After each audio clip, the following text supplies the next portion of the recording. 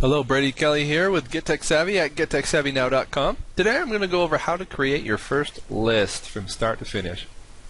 Aweber is actually really nice because it actually has a built-in wizard that helps you get through all the steps you need to create your list. So we're going to go through it. I'm just going to go through the basics of it, and I will show you how to get that done. So when you come in, first thing you're going to be met with is just your home screen here. There's a lot of ways you can start creating lists. The simplest way is just click down here on Create a New List. And then it's going to take you into this page here in which you're going to start your list. So first thing you need to do is you need to name your list. It's going to give you a default name, which I recommend that you change. The interesting thing about list names that you need to know is that it has to be unique. Not only unique to your account, but to all accounts across Aweber. Pretty interesting. So it's got to be completely unique. So you may not be able to get the exact one that you want.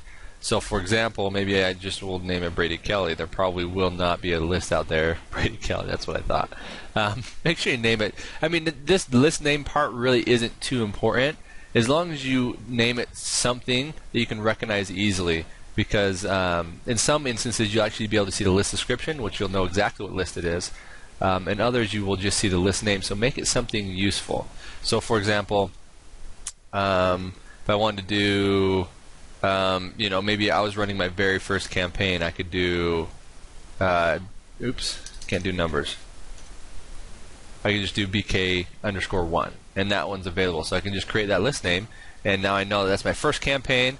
Maybe I can put in some things here for Get Tech Savvy, 1, and that list name's available as well. If it's not available, obviously it's going to tell you down here that it's not available. The next is the list description. This is where you want to. This is for you, and also it tells those who subscribe to the list the description of what list it is subscribed to. So just use a few words, help you understand what it is. So I'll write in, oh wow, Get Tech Savvy. So I guess it's double Tech Savvy. So Get Tech Savvy. Let's say I was doing this list for my pre-launch. And then the from name. So this will be put in the from name of your emails. So you want to make sure that you put that one, whatever you want. I'm going to have it Get Tech Savvy. And then you need to have an email address. Okay, they actually recommend over here, they say avoid using free addresses from sites like Yahoo and AOL. That also includes Gmail. Obviously, you can still use those, but it's better if you do have a website to use your own domain.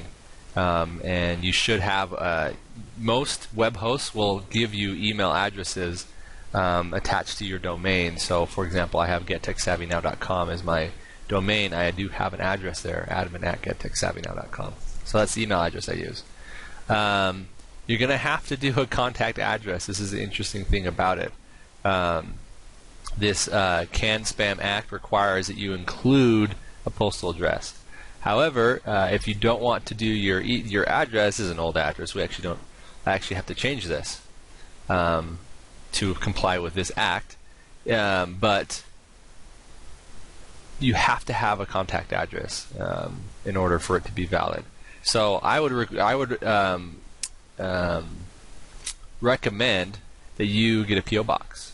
So you're able to do a PO box if you'd like. That way you don't have your personal address out there. If you do have a brick and mortar business, and obviously just put that in there, that'd be great because then people know where your brick and mortar business is. If you're not, if you're just solely online, then it's going to show your home address or whatever address you give it. If it's a PO box. So, anyways, that is that. Make sure you give it an address. It's actually going to put the address there that you had signed up with. If you want to, so notifications. If you want to get a notification when somebody signs up for your list, say for example, my pre-launch. Maybe I want to know when somebody signs up for my pre-launch, so I can maybe I just want to know. Either I just want to know, or maybe I have to take some sort of action to get them into the website or whatever it may be. If it's not automated, then I want to get notified. So this is just for your convenience. You can put whatever name and whatever address you want in here to get notified when people sign up. So you don't have to have, it doesn't have to be this one. It could be your personal email. And all this does is when somebody signs up, it'll send you an email saying, look, so-and-so had just barely signed up for your list, and it'll tell you the list name that they signed up for. So I'm not going to do that now. Obviously, this is just a test list. And so you're going to do save.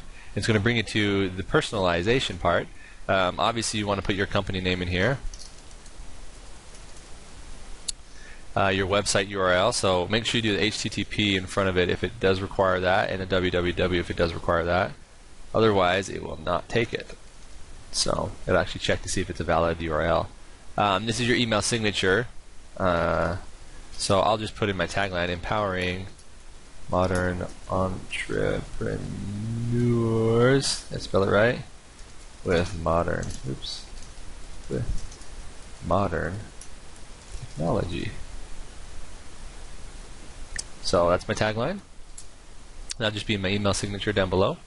You can actually connect your broadcasts to Twitter and Facebook. So if you want your broadcasts to automatically post to your Facebook or Twitter feed, I actually never use it, to tell you the truth.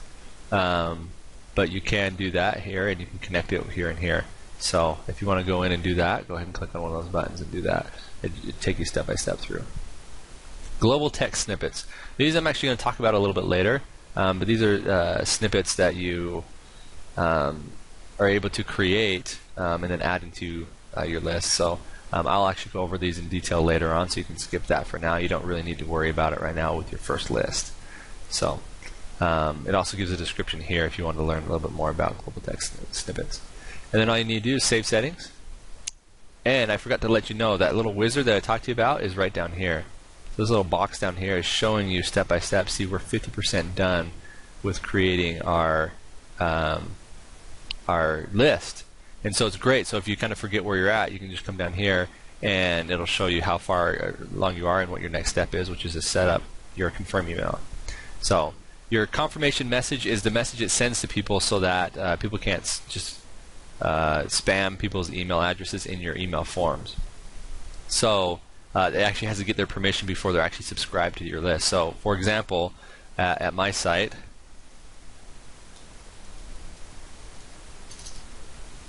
this is my coming soon page. Let me just pause this real quick. Okay, so when people enter their name and email here, for example, what this will do is it'll kick email to their email inbox, and it'll say, look, somebody had put in your name and email here. Did you want to subscribe to this list? If so, click this confirmation URL. So most of you know what that means. If you've ever signed up for anything, usually you get a confirmation email, and it won't subscribe you to the list until you confirm that that is your email address, and yes, you did sign up yourself. That's to prevent people from just coming in here and just spamming people's name and email addresses that they know in here, and signing them up for lists that they're not really wanting to sign up for. So what you want to do is you can create, you could select a pre-approved subject, or you can create your own. And what this custom one is the reason why it actually it says pre-approved up here is because Aweber has to approve your subject lines. Because what they want to do is they want to prevent you from getting junked, your email from getting junked. And so you need to make sure that you create a subject line that's not going to be spammy looking. Otherwise, Aweber may reject it outright, or you'll just have some bad open rates altogether. So because most of them will be getting put right in the junk folder. And the cool thing is you can actually insert fields. So these are actually personalization fields. So for example, if they've signed up for the list, what they'll do is that you can put their first name in right here. You can say, this will just say their first name, or you might, I think you can do just their full name as well, or last name. You can do whatever you want. You can even put their email in it. So there's all sorts of these personalization fields, but remember that you can only personalize it according to how much information you gather from them. Okay, so some of these things are standard that Aweber will gather from them, but for example, if you only ask for their email, if I only ask for your email here, there's obviously I won't be able to personalize their email for their name if I didn't ask for their name as well. So I'm just going to keep this one as confirm your subscription. I'm not going to worry about a custom one here. So confirm your subscription, and then here's the body of the confirm email. This is good to change, actually. You will want to change this because it says, we received your request for information from the BKGTS1 group. Usually your list name isn't very good description of what it is, and I hate that it says group as well. So I could say, received your request to get on the early bird list for the Get Tech Savvy website launch.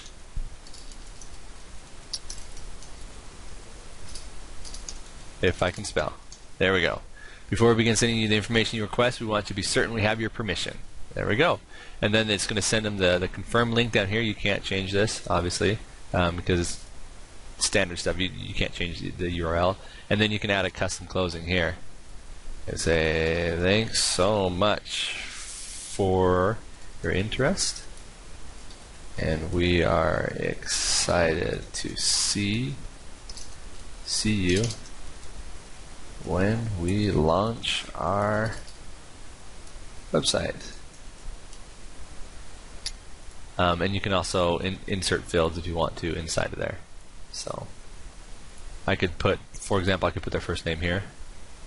And if this was me, it'd say, Brady, thanks so much for your interest, and we are excited to see you when we launch our website. So, sound good? And in fact, I actually have too many characters here.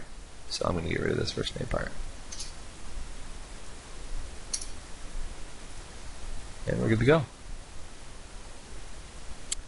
And then this actually, so this next step is require opt-in forms on web forms. Opt-in on web forms. What this means is that that it's actually going to send this confirmation message. You can actually turn this off so it doesn't have a confirmation message, which is less secure for people and can get annoying if somebody decides to spam your page. Then you'll get a lot of angry people, unfortunately. But what this does is allows you to turn this confirmation opt-in off or on. It's on by default, and I recommend you do it, unless for specific circumstances where you need to have it off. So as it says here, you'll have far fewer spam complaints if you turn this on. So I recommend turning it on so that you don't have to worry about people complaining about your web page and getting people just being signed up by somebody who decides to spam email in there. So and then the success page is the URL that they get taken to after they are signed up. So for example, you can have them just get sent to the same page, or you can have like a thank you page, which I think I have one at gettechsavvynow.com/thankyou. And so let's see what that looks like here. Oh yeah, see, I actually don't even have it set up. So I could create a page at this URL called thank you, and basically what it would do is when they hit the page, it'd say, thanks so much for signing up. We're going to get back to you as soon as possible with the dates of when we're launching our website. And in fact, you're going to get 2 days early access. So those of you who are on my pre-launch list know about that, which is great. So after that, then you just save your settings. In fact, and one thing I forgot to mention is this little box down here. This is a little bit more advanced for personalizing the page that they go to. I don't recommend doing this right now because it does get a little bit complicated. So you can ignore this for now until you want to get more advanced with your thank you page. I really don't think it's necessary to personalize the thank you page at all. It just doesn't make sense. So the next step is, we're 75% done down here in our setup wizard, and what you do next, you need to go in and create your welcome email. So the best way to do that is just go down into this wizard box and do next step. If you're not able to, if this goes away, if you accidentally close this, you can just go to messages. So we're just going to click on do next step. And then we're going to set up our welcome email. So we're going to create our welcome email right in here. So okay, just so you know, if you did lose this, you can go to messages and then the follow-up. I need to be clear on that. And then you may not have this one, but you just do new HTML message. So let's go back into this thank you for subscribing one. So Aweber just recently created a new email builder. I actually like the old one better, but that's okay. So what we can do here is we can just build our email. And create a headline that says, "Welcome to the Get Tech Savvy pre-launch." And there's another headline here. I'm going to remove it. So, and I spelled that wrong. Welcome. There we go. So I got my headline, and then we're going to do a paragraph. Like I said, I like to just do just text emails because most people don't have HTML turned on in their email client. It's usually blocked due to safety reasons. So we are excited for you to be one of the first on our new Get Tech Savvy website. You will get special 2-day early access to the website before we officially launch. And I can continue down. So, and then I can do a closing after that if I needed to. Well, obviously you'll want to do a closing, and then you can do a test and preview. So this is what the email is going to look like. And you can actually send a test to your test email to your own email address. And so you can put your email address here and then just do a send test very, very easily.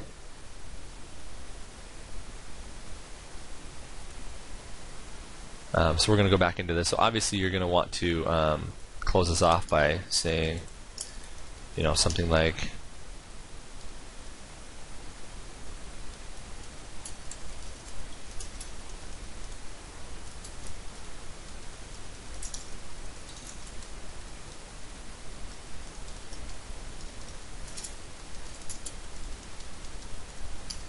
something like this.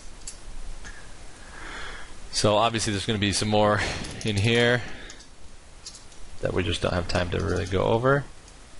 And then let's do a test and preview.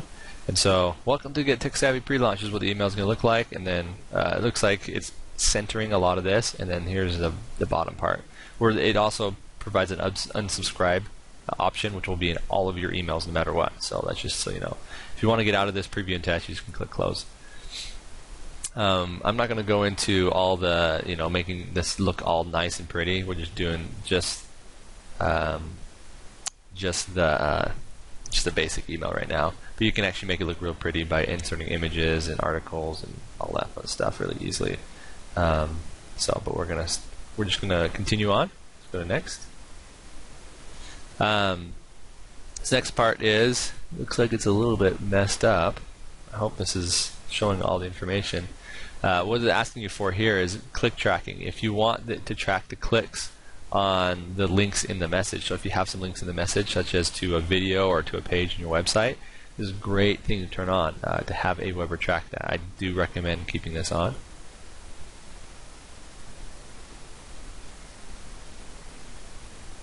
And we're good to go. So that's our follow-up message. And then the last step that we need to do, and in fact, let's go back to my list and see if we can bring up the wizard again. So I closed down my wizard. Okay, here's the wizard again. So our next step is to create a web form. I just want to bring this up because you are going to see this. Look, we're 84%. So after doing our first follow-up message, our first thank you message, this is This is the message they'll receive right after they've signed up, they've subscribed, they've clicked the confirmation link. We will go ahead and create the web form. The web form this is what they'll actually sign up with. And we're just going to create a basic one. I'm just going to use this basic template. You can change the fields. We're not going to go into that yet. I'm not going to do any advanced stuff here. Just going to show you how to quickly add a headline.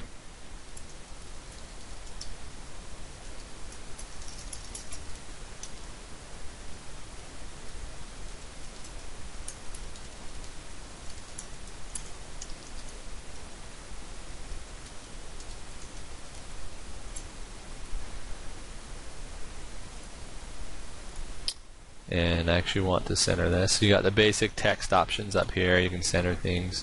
And then, yeah, if you want to turn off some of these things, for example, you can just click on the I don't want this email marketing by Aweber. I mean, you could. If you do that, then you'll get, you can actually set that up, I think, to get affiliate commission if they click on that. I don't really use it too much.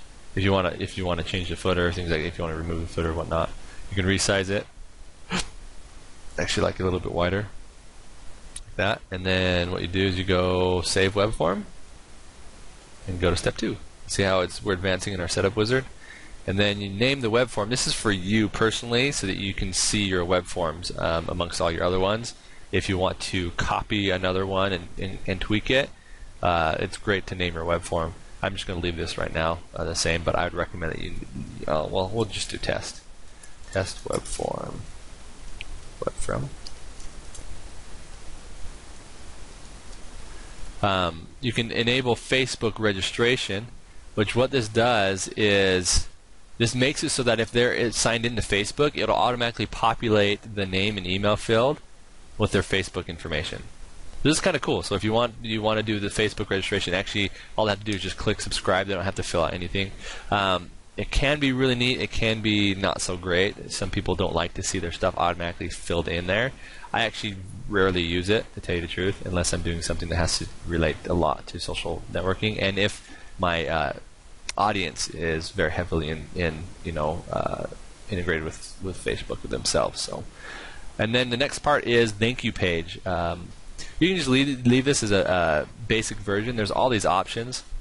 I haven't even used some of these options, to tell you the truth. I've used just basic version and custom page, and stay on current page. So basically, the basic version here is just a simple page that they generate, and it has your logo and a thank you for subscribing. And then there's an audio, so it looks like there's an audio version with your logo and an audio player, and then also a video. And we'll go over this a little bit later. Also, there's a custom page. So this is important. Now, after they have put in their name and email, where do you want them to go? Do you want them to launch straight in? For example, if you're offering some free videos or a free PDF download, this would be a great place for you to enter in the URL for them to go download that. So it's important. That's an important thing to think about. You may just, for example, if you're doing a confirmation for it so that they have to confirm before they get taken to the download, you want to change this to maybe just a basic version, and then make sure that on their confirmation email, where we set up the confirmation email, in the very first, let's see. No, it was the confirmation email in the list settings. We had a page that they could go to. You could actually set it up there, where after they confirm, they get taken to, the download for the PDF or your videos or whatever it may be. So that's the difference between the two. You can actually preview it here if you need to. This already subscribed page is if they've already been subscribed to your list, where do you want to send them? You can send them either to the basic version, like this one, or to a custom page. They don't have all the other stuff available there. So, and we're not going to go over advanced settings. So then you're going to go to step 3. And it reminds you that you must save your web form. I don't know why they do it like that, but that's kind of what it is. Okay, and then the very last step, you see we're at 92% here, is put the form on your website. You will click I will install my form unless you have a designer that will install it for you. You can also have Aweber host your form if you want. I don't recommend doing this, but you can do it. So if we go ahead and put this in, you can have them host the form for you. The only problem is it's just a page with your form, and there's not a whole lot to entice them to fill it out, except maybe your headline right here. So I wouldn't recommend doing that. I would install it somewhere on your website. There's two options. You can either do JavaScript or raw HTML. I would recommend JavaScript, and so does Aweber, obviously, because what happens with JavaScript when you embed it onto your site and you come in here and change the design or change the settings on it or something, you don't have to reinstall the form on your website. It just updates itself, which is great, because then you don't have to take any more steps. You just go and change it, and it reflects right on your website the changes that you make. So I definitely recommend it. Raw HTML is nice to know about because some, depending on where you're trying to embed this code, sometimes it won't allow JavaScript. And sometimes you need the raw HTML to integrate it with other marketing platforms as well, because it will go in here and comb through this code and pick out the things that it needs to display the information correctly for when you're trying to integrate with other platforms. So good to know. Good to know. Again, if you're going to have your web designer install, all you need to do is you just you can just put their name and email in here, and then send them a message, say, hey, this is the stuff that this is the web form that I need you to install on this page, whatever it may be. So it's pretty cool. They have it, make it that easy. So there you go. We're going to go over exactly how to do the embedding part for both JavaScript and raw HTML and all that fun stuff in another video. This has been a long video, I understand, and you can get these lists pumped out really fast when you need to after you go through it a couple times. So thanks for bearing with me. I recognize that this is a long video, and hopefully you stayed to the end and I answered your questions that you may have had in building your own list. But this is Brady Kelly with Get Tech Savvy at gettechsavvynow.com.